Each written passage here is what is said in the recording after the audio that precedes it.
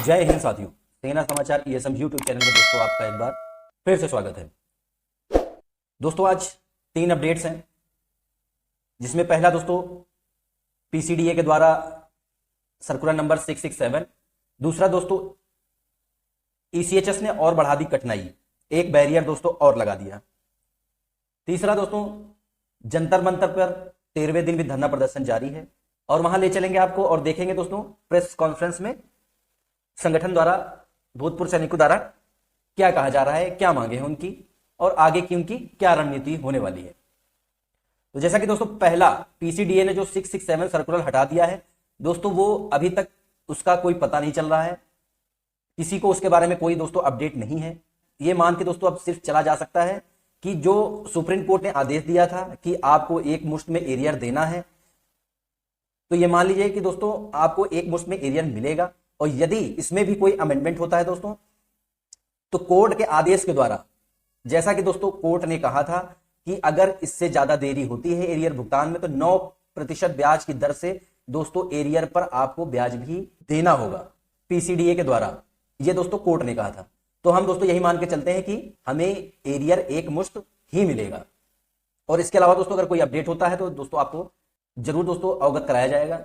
अगली खबर ईसीएचएस से, उससे पहले दोस्तों चैनल को लाइक करें, सब्सक्राइब करें तथा बेल आइकन दबाना बिल्कुल न भूलें। अगली खबर दोस्तों ईसीएचएस से है। ईसीएचएस ने दोस्तों एक और नियम लगा दिया है, एक और एडवाइजरी जारी कर दी है, एक और बैरियर लगा दिया है। जी हाँ दोस्तों, अब जिनके पास में 64 KB दोस्तों कार्ड नहीं है और उनको ऑनलाइन स्लिप चाहिए या जनरेट होगी या आपको ईसीएचएस में दिखाना है, तो उसके नए नियम हो गए हैं दोस्तों कि आपको पीपीओ होना चाहिए, उसके बाद में अगर डिपेंडेंट है तो उनका इनकम प्रूफ होना चाहिए, आधार कार्ड होना चाहिए, पीपीओ में डिस्चार्ज बुक में आधार कार्ड में नाम सेम होना चाहिए। इस तरह के कई क्राइटेरिया दोस्तों और लगा दिए गए हैं। और वैसे भी दोस्तों ईसीएचएस की व्यवस्था चरमराई हुई थी और इसमें एक अध्याय और जोड़ दिया गया है। कुल मिला के दोस्तों ऐसा लगता है कि आप खुद ही अपनी तरफ से कह दें कि मुझे ईसीएचएस नहीं जाना। तो दोस्तों अब चलते हैं अपने मांगों की तरफ, जो दोस्तों आपको संविधान ने हक दिया है, जो भूतपूर्व सैनिक अपनी मांगों को लेकर के डटे हुए हैं जंतर मंतर पर। तो आइए देखते हैं कि प्रेस कॉन्फ्रेंस में आज क्या हुआ, क्या कहा भूतपूर्व सैनिकों ने और उनके संगठन ने। तो चलते हैं दोस्तों जंतर मंतर की तरफ। मैं सबसे पहले तो जितने भी मीडिया कर्मी आए मैं इनका धन्यवाद करता हूं और आपका व्यूअर का भी मैं धन्यवाद करता हूं और सबसे एक प्रार्थना करता हूं कि जो भी भाई इनके चैनल को देख रहा है तो वो एक दूसरी जगह शेयर भी करे, जिससे सरकार के पास में आपकी बातें जाए, क्योंकि गोदी मीडिया तो मिलेगी नहीं। ये भाई कुछ ना कुछ अपनी मेहनत करके हमारी आवाज को, जो जायज हकों की मांग है जवानों की, वो सरकार तक पहुंचाने की। तो ये धरने भी हमारा एक इम्तिहान है कि सरकार तक हमारी बात जाए और सरकार तक आप लोगों ने बात पहुंचाई भी है कि ये जायज है। कोई भी चीज चलती है सर, वो संघर्ष थोड़ा सा लंबा है, क्योंकि ये जो 75 सालों से सरकार के अंदर जो बैठी हुई है, बहुत पुरानी बीमारी हो गई सरकार को। क्योंकि सरकार ने ये देखा कि जो जवान है वो 28 लाख हैं, फिर वर्तमान में जवान है इनकी 5 करोड़ के करीब वोट है। तो हमारी जो वोटों का जो मालिक था वो थे रिटायर्ड ऑफिसर। आप लोगों ने देखा होगा, आज तक कभी कोई राज्यपाल के पद पे कोई जवान जैसे देखा आपने? कोई सांसद देखा आप लोगों ने? कभी नहीं। 1-2 दिए हैं टिकट, पर जो राज्यपाल बनाते हैं, तो ये हमारा एक ये हुआ है 75 सालों में, चाहे वो कोई भी सरकार रही, कि हमारी भीड़ को दिखाया गया और अपना पे पेंशन भी बढ़वाया गया और ऊपर से वो सरकारी पद भी ले गए। तो ये बहुत अलग चीज थी जो 75 सालों में ये धरना चल रहा है। ये बहुत लंबी दूरी तक जा रहा है कि आप ये मत सोचो सर हम यहाँ पे बैठे हैं। यहाँ की एक एक खबर पूरे देश के सैनिकों के पास में जा रही है और आप लोग पूछाने वाले हो। मैं आप लोगों का फिर धन्यवाद करता हूँ। तो कैसा समर्थन मिल रहा है ऑल ओवर इंडिया से? आपसे लोग जुड़ रहे हैं? बहुत जबरदस्त है सर। मैं इतना कह सकता हूँ, अगर आज के टाइम, ये तो खुफिया विभाग बता सकती है सरकार को, कि अगर हम अगले 48 घंटे का कोई भी बड़ी रैली का ऐलान करें या हम रामलीला ग्राउंड के लिए करें, तो सर मैं ये कह सकता हूँ कि पूरे देश के जवान यहाँ पे आ जाएंगे। अगर हम कुछ और भी कॉल करें कि पूरे डिस्ट्रिक्टों के अंदर धरना प्रदर्शन करो, मांग पत्र दो, तब भी पूरे देश के जवान इसके ऊपर खड़े हो जाएंगे। और आज मैं आप लोगों को इतना भी बताना चाहता हूं, जो खुफिया विभाग है, कि उनके पास में रिपोर्ट है कि जितने भी देश के डिस्ट्रिक्ट हैं अपने लेवल पे वो माननीय डीसी को, कलेक्टर को, माननीय राष्ट्रपति के नाम मांग पत्र दे रहे हैं पूरे देश में। छोटी छोटी जत्थेबंदियों में छोटे छोटे जाके छोटी छोटी कमेटियां हैं, 10-10, 15-15, 50-50, और बहुत ऐसी हैं जहाँ पे उत्तराखंड का तो मैं नाम लूं तो वहां तो 2-2 किलोमीटर में से रोड मार्च निकाले जा रहे, पैदल पैदल चल के। ये उत्तराखंड की वो चल रही है अभी। तो क्या आगे ऐसा कोई प्लान है कि रामलीला मैदान में या संसद का घेराव करने का? सर ये बड़े तो लेवल पे? बड़े लेवल पे सर, इसकी तो देखो जो बुजुर्ग हैं सबसे सलाह मशवरा करके, क्योंकि पूरे देश की यहाँ पे जत्थेबंदी आई थी, उनसे भी सलाह मशवरा करके कुछ ना कुछ तो होगा सर। ये तो आपने पता ही कि कोई भी आदमी है, कोई आदमी जैसे बैठा रहता है तो कितने दिन बैठा रहेगा। अभी हम तो सर सेना के जवान हैं, शांतिपूर्वक है, हम संविधान को मानने वाले हैं और हम डिसिप्लिन में रहने वाले हो। देश ने हमारे को सिखाया है शांति प्रिय। अभी आप देश में देखोगे कि कोई बाबा के भगत भड़क जाते हैं, वो टायर फूक देते हैं, वो फूक देते हैं, तो सरकार 2 मिनट में उनकी बात मान लेती है। पर नहीं सर, हम इस चीज में ना हम लगातार 11 दिन से आप लोग धरने बैठे हैं, क्या वजह है? सरकार आपकी बातों का संज्ञान क्यों नहीं ले रही? सरकार के एक जो बीमारी है ना, वही तो मैं बता रहा हूँ, जो 75 साल से है कि हमारे को जो रिटायर्ड है, जो अधिकारी हैं, वो वोट दिलाती, और ये प्रथा टूटेगी अब की बात। अगर सरकार ने हमारी ये जायज मांगे हैं, पहली बात तो मैं आपके चैनल के थ्रू ये कहना चाह रहा हूँ कि ये पैसे की लड़ाई नहीं है सर। ये भारतीय सेना को विश्व की सबसे शक्तिशाली सेना बनाने का सपना।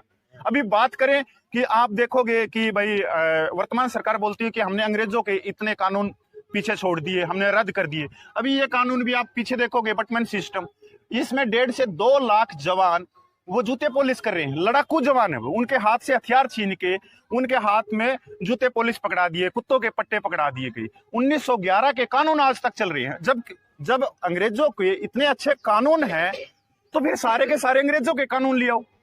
फिर बाबा भीमराव अंबेडकर का जो संविधान है, जो आर्टिकल 19 हमारे को बोलने की आजादी देता है, आर्टिकल 14 हमारे को ये कहता है कि असमानता नहीं होगी, समानता के साथ सभी को जीने का अधिकार दिया जाएगा, चाहे वो गरीब है चाहे अमीर है। आप लोगों से मैं पूछना चाहता हूं, जो ये फुटपाथ के ऊपर ये चाय बेच रहे हैं, इसकी भी वोट है, और जो बड़े बड़े उद्योगपति है, अडानी है, अंबानी है सर, उसकी भी वोट है। उनकी दोनों की वोट में कोई वजन है कि इस जो चाय बेच रहा है इसकी वोट का वजन कम है या अडानी की वोट का वजन ज्यादा? नहीं सर, लोकतंत्र में सबकी वोट का एक सम्मान। तो हम यहाँ समानता का अधिकार मांग रहे हैं। भारतीय सेना को विश्व की सबसे शक्तिशाली सेना बनाने का सपना लेके। मोदी जी तो ये बात खुद ही कहते हैं कि हमने रिफॉर्म कर दिया, आज सैनिक जो है सम्मान की जिंदगी जी रहा है। ये तो मोदी जी सर, मैं माननीय प्रधानमंत्री है सर, मैं उनका धन्यवाद करता हूं, क्योंकि आप लोग देखोगे कि वो हर साल होली दिवाली पे वो जवानों के साथ में बॉर्डर पे जाते, मुख्यमंत्री थे तब भी जाते थे। और मैंने भी 2014 में वोट किया कि पहली बार हमारे को लगा था 2014 में कि यार अब की बार कुछ चेंज होगा भारतीय सेनाओं में। मैंने 2019 में भी दिया, पर सर अभी देख लो ये 8 साल के करीब हो गया, अभी तक कोई भी चेंज नहीं हुआ। हाँ, ये मैं बात कहता हूँ कि मोदी जी ने 1 रैंक 1 पेंशन दी, 40 साल पुरानी दी, उसके लिए धन्यवाद। उसके अंदर उन्होंने 42,700 करोड़ रुपया दिया, पर वो गया कहाँ पैसा सर? सैनिक विधवाओं के खाते में तो आया नहीं सर, वो गया कहाँ? वहां पर जो बढ़ोतरी हो रही है, जो हमारी 1 रैंक 1 पेंशन में, वो 298 रुपये से 2000 हो रखी है। और दूसरी तरफ जो 1 रैंक 1 पेंशन का सेकंड रिवीजन जो 20 जनवरी को निकाला, उसके अंदर 23,000 करोड़ रुपया दिया, उसका 85% पैसा एक वर्ग को चला गया। और उसमें भी हम ये देखो कि जो वीर नारियां जिनके पति ने इस देश की रक्षा करते हुए अपने जीवन कुर्बान कर दिया देश के लिए, जो 3 या 4 साल की सर्विस में शहीद हुए हैं, उनके अकाउंट में 1 रुपया नहीं आ रहा। जो विकलांग सैनिक है 11-11, 12-12 साल के, जिनकी आंखें नहीं है, हाथ नहीं है, पैर नहीं है, जो चमचों के सारे बिस्तर के ऊपर हैं आज के इस समय, उनके अकाउंट में 32 रुपया है। जेसीओ जो रैंक है वो सेकंड कमांड बोली जाती है सेना में, उनके अकाउंट में 1 रुपया नहीं है जेसीओ रैंक के लिए। परमेचर है जो कम सर्विस में, क्योंकि सेना को जवान रखना है, तो जवान रखना है तो कम सर्विस के अंदर रिटायरमेंट दी जाती है, तो हमारी परमेचर रिटायरमेंट होती ही नहीं। हमारा तो बॉन्ड भरा जाता है 15+2, और एयरफोर्स के जो सैनिक उनका 20 साल वो भी आउट कर दिए।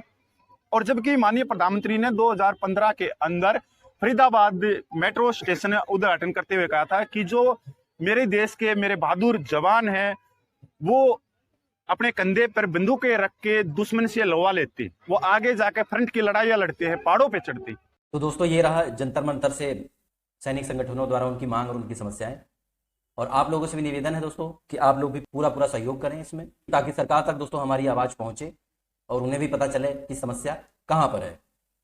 तो ये रही दोस्तों छोटी सी जानकारी, आशा करते हैं आपको पसंद आएगी।